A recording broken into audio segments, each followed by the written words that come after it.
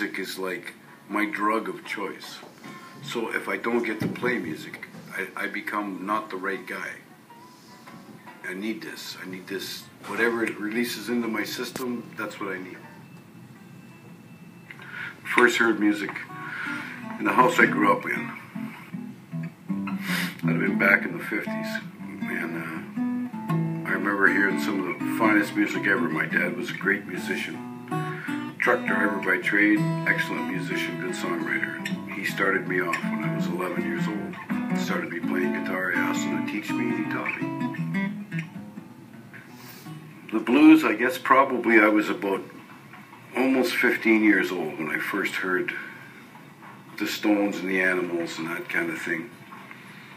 And from that I researched the names of the songwriters of the songs they were performing.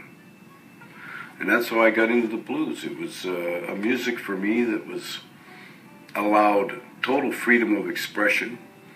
It's kind of like faking an orgasm, and you can't do that, okay? In the blues, you can't fake that stuff.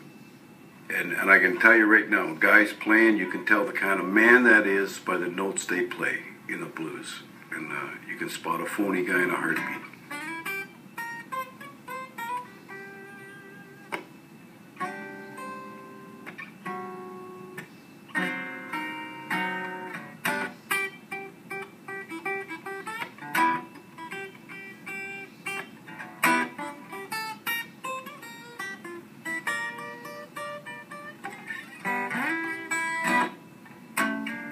This is my dad's quote when he's teaching me.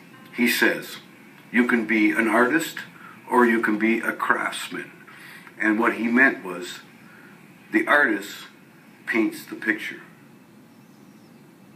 I don't care if it's a soundscape or actual portrait, whatever. It's the artist paints the picture, yeah? The craftsman buys a paint by numbers kit and stays right inside those lines perfect every time. But he doesn't create the picture. So I chose to be an artist. That's what I chose to be. Getting into the Blues Hall of Fame and having that, just having that in the first place, is big time to guys who've been dedicated their whole life to this music and gotten basically nothing for it. A lot of them die on the streets, crackheads, junkies, and alcoholics, and that's how they die, forgotten. And that's an old story. It's been going around forever. Does this Canadian Blues Museum and Hall of Fame mean something? You betcha. There's cats there that were, for me, my mentors every which way. And I'm looking on that wall, man, and I'm on that wall with them. That's unreal. My good friend, Richard Newell, better known as King Biscuit Boy. And Richard died in 2003.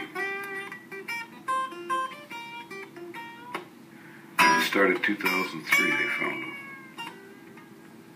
For me, I did a big reevaluation of everything.